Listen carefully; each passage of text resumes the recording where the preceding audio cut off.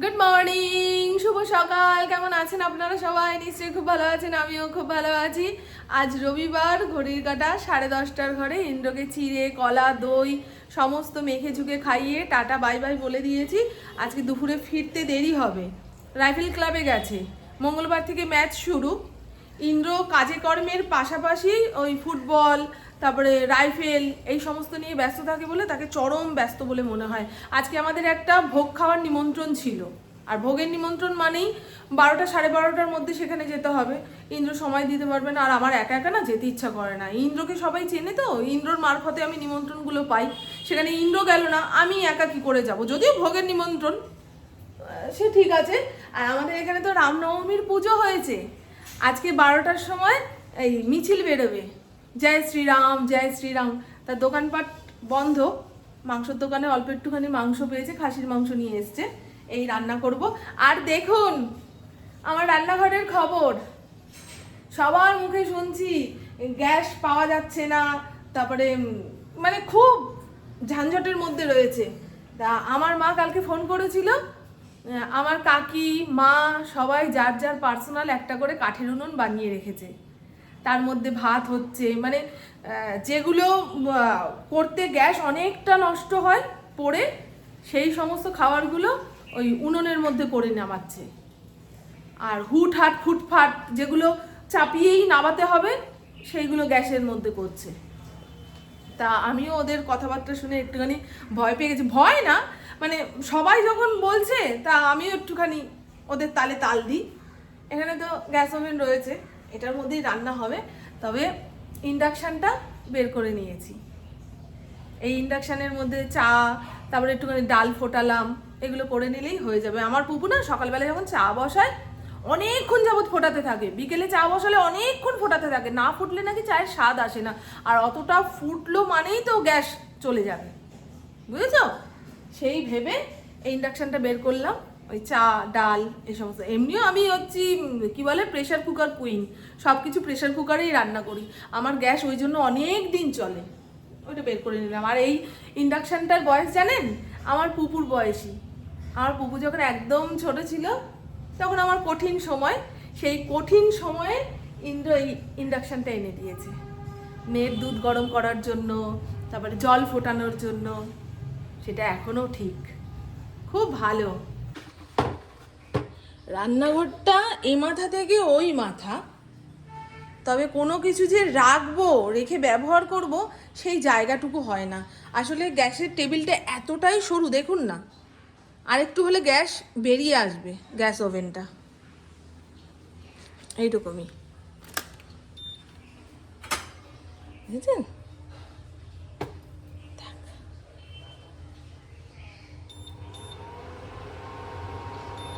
আপনাদের ওখানে গ্যাস সিলিন্ডারের কি অবস্থা একবার কমেন্ট বক্সে কমেন্ট করে জানাবেন। আমার কি আরো সতর্ক সাবধান হওয়া দরকার এই গ্যাস নিয়ে, নাকি আগামী দিনে এই গ্যাসের সংকট মিটে যাবে? খামোখাই আমি ভয় পাচ্ছি, একটুখানি বলবেন বন্ধু। সবাই যেভাবে ভয় পাচ্ছে সেই দলে আমাকেও যেতে হবে। এই খাইছি রে, এই খাইছি রে, কন্ট্রোল করছে না কেন? আগের দিন ওই চা খেতে ভালো লাগে না বলার পরেও যখন ওই কাপে করে কিছু একটা নিয়ে বসলাম, সঙ্গে ব্রেড টোস্ট ছিল, তা অনেকেই ভেবেছেন বাবা চা খেতে ভালো লাগে না বলে আবার চা নিয়ে বসলো। চা ছিল না বন্ধু সেদিন, এই হরলিক্স ছিল। হরলিক্স গরম জলের মধ্যে গোলালে অনেকটা চায়ের মতো কালার আসে। আর আমি যে বলেছিলাম চা খেতে ভালো লাগে না, সকালে খালি পেটে চাটা খেলে আমার অম্বল হয়ে যায়, সেই কারণে ভালো লাগে না। চা তো নেশার জিনিস, সে যখন দেবে তখনই অমৃত। তবে বিকেলের দিকে তো দারুণ লাগে। ইন্দ্র ধরুন কখনো সিঙ্গারা আনলো, কিংবা সুন্দর করে মুড়ি ঠুড়ি মাখা হলো, তখন মনে হয় শুধু এটা খাবো না, একটু চা হলে ভালো হয়।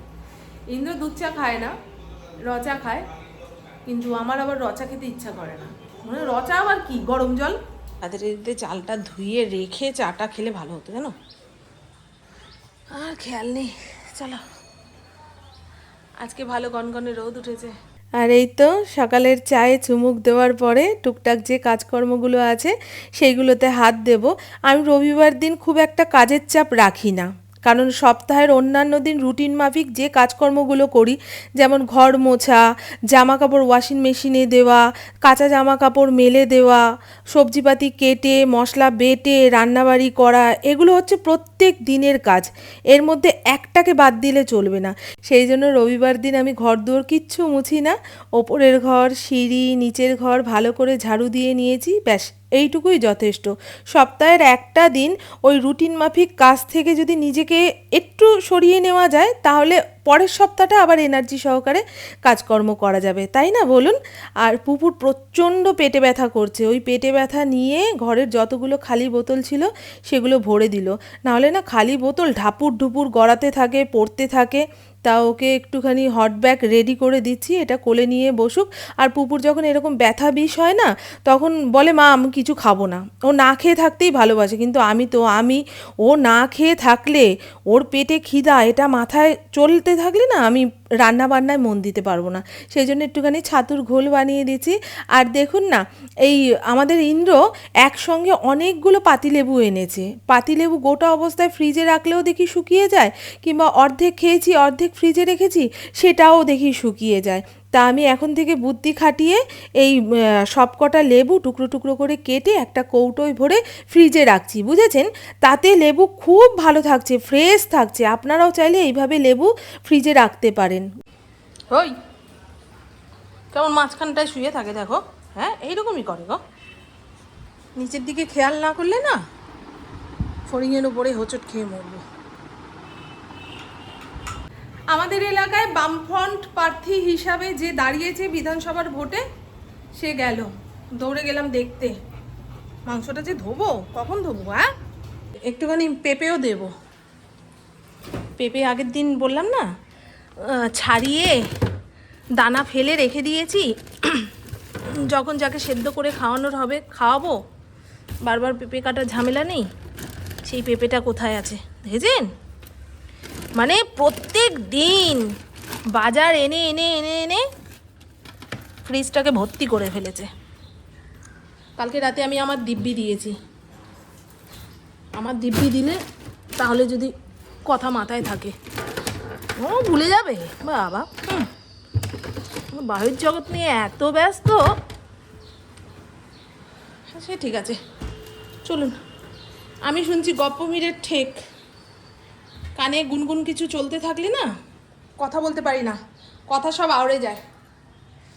একটু আস্তে করি বাবা রে। এবারে রসুন টসুন ছাড়িয়ে নিই। এই পেঁয়াজ রসুনের রান্নাতে রসুন ছাড়ানোটা যত ঝামেলার কাজ, তাই না? তবে এবারে রসুনের কোয়াগুলো খুব বড়, তাড়াতাড়ি ছাড়িয়ে ফেলতে পেরেছি। মশলাপাতি বেটে পেঁয়াজ কুটে মাংসটা ম্যারিনেট করছি, হাত দিয়ে চটকাতে পারলাম না। অনেকটা পরিমাণে লঙ্কা দিয়েছি তো, হাত দিয়ে মাখতে গেলে জ্বালা করবে, খাওয়ার সময় আর খেতে পারবো না, বুঝেছেন? সেই জন্য খুন্তি দিয়ে খুঁচিয়ে খুঁচিয়ে মাংসটাকে ম্যারিনেট করে আধা ঘন্টা পৌনে 1 ঘন্টার জন্য রেখে দিই। আর এইখানে কড়াইশুঁটি স্টোর করব। ইন্দ্রকে একদিন বলেছিলাম, এখন সে প্রত্যেক দিন কড়াইশুঁটি আনতে শুরু করেছে। হাতে পায়ে ধরে ক্ষমা চেয়েছি, ইন্দ্র আমি ভুল করে বলে ফেলেছি, আর কড়াইশুঁটি এনো না। এখন না কড়াইশুঁটির ভেতরে না পোকা পোকা বেরোচ্ছে, বুঝেছেন? ওই বারবার দেখলে কড়াইশুঁটি খাওয়ার নেশাটাই মরে যাবে। এবারে মাংসটাকে আমি কষতে বসাবো। আমি তো এইভাবেই মাটন রান্না করি। ওই প্রেসার কুকারের মধ্যে গোটা জিরে, শুকনো লঙ্কা আর তেজপাতা ফোড়ন দিয়ে দিয়েছি। তারপরে ম্যারিনেট করা মাটনটা ওর মধ্যে দিয়ে একটু নাড়িয়ে চাড়িয়ে 3-4টে সিটি দিয়ে নাবিয়ে তারপরে কড়াইয়ের মধ্যে কষাবো। দেখে যা কি সুন্দর কষিয়েছি, কালারটা দেখলেই খেতে ইচ্ছা করবে। এরপরেই জল ঢেলে দেবো। এই মাংসর সঙ্গে পেঁপেগুলোকে ভালো করে কষিয়ে নিয়েছি। এবারে দেখছি গলে ভর্তা হয়ে যাচ্ছে, তা তুলে রাখলাম। কেমন হয়েছে বল কালারটা? কোনটা দেবো বল মা? এটা চর্বি।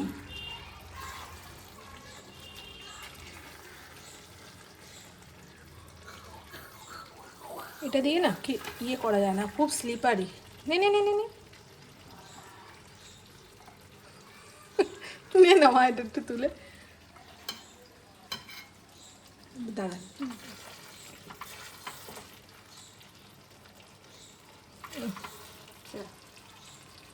দেখুন গাইস, এখন আমরা কারে গেছে চল যাবো।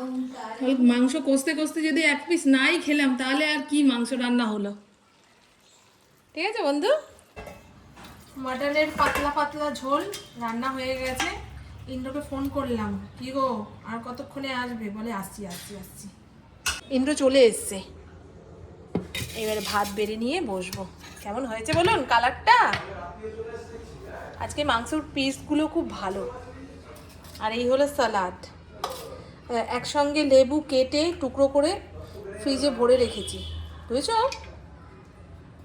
এই যে কি হয়েছে শোনা? হ্যাঁ অনেকগুলো বিড়ালের বাচ্চা হয়েছে, 3-4টে। হ্যাঁ ওই জন্যই তো তোমাকে খবর দিলাম। বাবা, গুড ইভিনিং, শুভ সন্ধ্যা। ঘড়ির কাঁটা 6:30 ঘরে। ইন্দ্র বেরিয়ে গেছে আর আমি দুপুরে খাওয়া দাওয়ার পরে বেশ দারুণ একটা ঘুম দিয়েছি। এবারে যাব আমার মায়ের বাড়িতে। কতদিন যে মায়ের বাড়িতে যাওয়া হয় না। ওই রিয়ার বিয়ের পরে যে একটা কীর্তন পাঠ দেওয়া হলো, সেই গেছিলাম, 2-2.5 মাস হয়ে গেল। তারপর থেকে আর যাওয়া হয়নি। মায়ের ঘরে ইন্দ্র পাখা লাগিয়ে দিয়েছে, দরজা লাগিয়ে দিয়েছে। মা অনেকবার বলেছে আয় দেখে যা, নয় আমার সময় হয় না, আর মা তো সন্ধ্যের পরে থাকে না, কীর্তন পাঠে যায়। তারপরে শনিবার দিন আমার একটুখানি সময় হয়, মা চলে যায় কীর্তনের গান শিখতে। তা তাকে গিয়ে আর কি ডিস্টার্ব করবো বলুন তো? আর এমনিও আমার মায়ের সঙ্গে মুখোমুখি বসে কথা বলার মতন কথা আমার নেই। কত মেয়েদের দেখি না, মায়ের সঙ্গে গল্প করতে বসলে একদম ঘড়ির কাঁটা ওদিক থেকে ওদিকে পাঠিয়ে দেয়, তাও বুঝতে পারে না সময় কতটা পেরিয়ে গেল। আমার মায়ের সঙ্গে আমার কোনো কালে এই এত মুখোমুখি বসে গল্প করার মতো গল্প হয়নি। তবে এই জানলাটা দিয়ে যেতে হতো যদি বৃষ্টি আসে। হ্যাঁ এখন তো হঠাৎ হঠাৎ বৃষ্টি চলে আসছে। রামনবমীর র্যালি বেরোবে, 2-1 দিন যাচ্ছে পতাকা হাতে নিয়ে। সবাই হাঁপিয়ে গেলাম।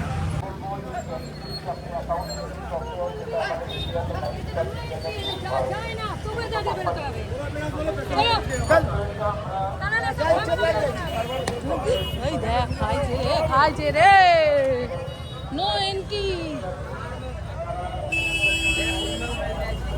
2 মিনিটের রাস্তা পার করতে 20 মিনিট সময় লাগছে জানেন, এত গাড়ি এত মানুষের ভিড়। মাকে বলি যদি আসে তো ওই রোডের সামনে গিয়ে দাঁড়াবো, র্যালি বেরোবে, র্যালি দেখবো। কোথায় লাড্ডু দিচ্ছে? ও চাপা পড়ে মরবো। মা কোথায়? ও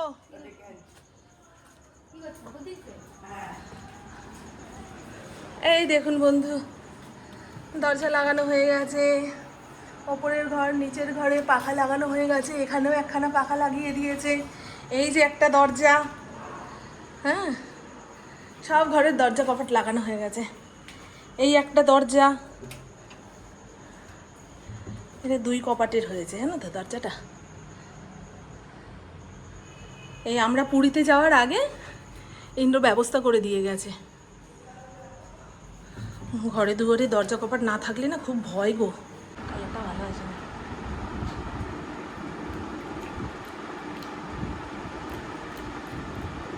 এতে রাখবি চালের হাঁড়িতে? হ্যাঁ। ও ছোটকে কি আটা দিল?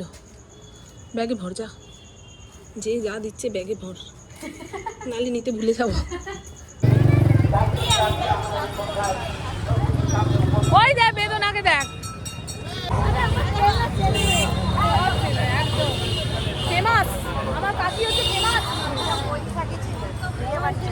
এখনো র্যালি আসতে আধা ঘন্টা সময় লাগবে। ওই দেখো ওই দোকানে সব ঘুরিয়ে পতাকা বিক্রি হচ্ছে। এই এখন ভগবান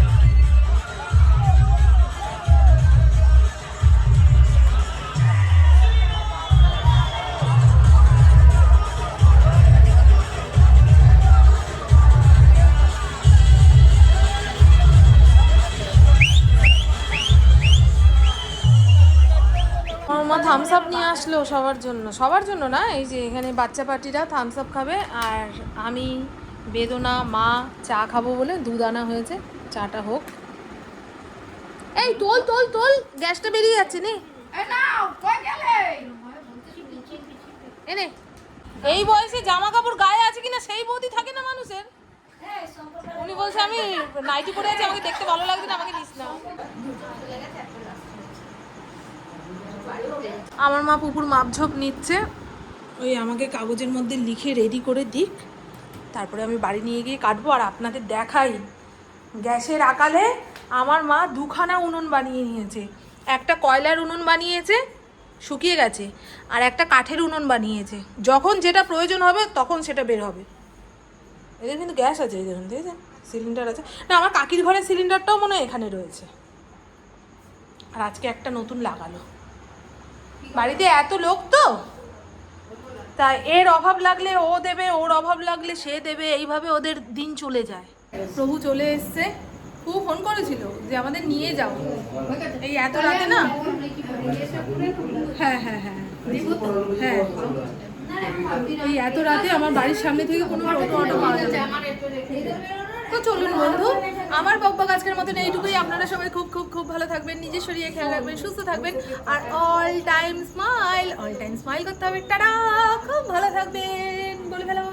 এইখানে ছাতি 33 আছে তো, 33.5 34 ধরে নিবি, ঠিক আছে, গুনবি 34-এর পর তুই যদি 4 ইঞ্চি লুজ করি, 4 ইঞ্চি লুজ করবি তাহলে ঢিলাই যাবে, 3 ইঞ্চি লুজ করবি 34, 35, 36, 37 এর হাফ, এটা বুঝিস তো? 37-এর গুনে করবি, 37 করবি গায়ে হাফে।